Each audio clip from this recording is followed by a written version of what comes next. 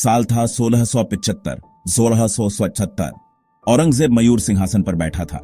उसकी हुकूमत हिंदुस्तान के ज्यादातर हिस्से पर थी, लेकिन शांति एक दूर का सपना थी। बादशाह का इस्लाम के लिए जोश हद से ज्यादा था। उसकी असहिष्णुता पूरे देश में प्लेग की तरह फैल गई। पंजाब में इसका असर सबसे ज्यादा दिखा।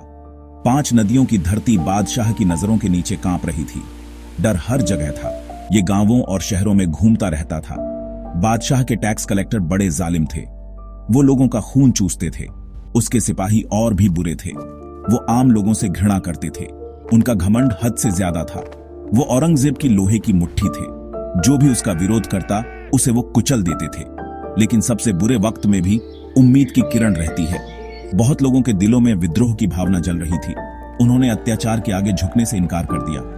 वो अपना धर्म नहीं छोड़ेंगे। उनमें से एक जवान था, अर्जुन सिंह। वो प्रतिरोध का प्रतीक बनेगा। उसे अदृश्य योद्धा के नाम से जाना जाएगा। अर्जुन सिंह का जन्म अमृतसर शहर के पास एक छोटे से गांव में हुआ था। उसका परिवार झट सिख था। वो किसान थे, लेकिन वो योद्धा भी थे। पीढ़ी दर पीढ़ी राजाओं की सेनाओं में सेवा करते आए थे।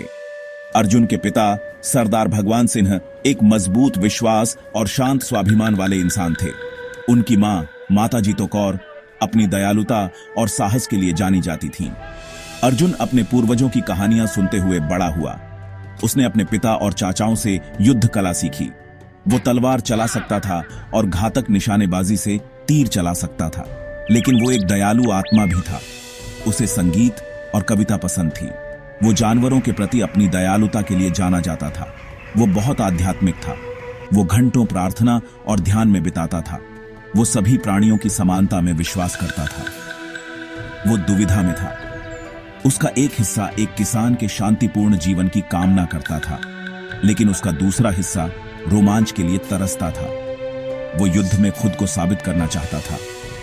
वो दुनिया में अपनी पहचान बनाना चाहता था। उसे क्या पता था कि उसकी किस्मत ने उसके लिए कुछ और ही सोच रखा है। गुरु तेग बहादुर की शहादत उसकी जिंदगी हमेशा के लिए बदल देगी।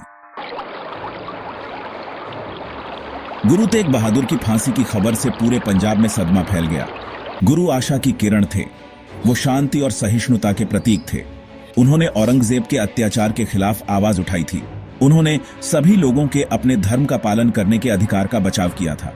अर्जुन बहुत दुखी था। उसने बचपन में गुरु को देखा था। वो गुरु के ज्ञान और करुणा से प्रभावित था। उसे बहुत गहरा दुख हुआ। उसे गुस्सा आया। उसे न्याय की तीव्र इच्छा महसूस हुई। वो जानता था कि अब वो चुप नहीं रह सकता। गुरु की शहादत एक मोड़ थी। इसने अर्जुन के दिल में आग लगा दी। उसने गुरु की मौत का बदला लेने की कसम खाई। वो अपने लोगों के लिए लड़ेगा। वो अपने धर्म के लिए लड़ेगा। वो आजादी के लिए लड़ेगा। भाग 4, अदृश्य योद्धा का उदय।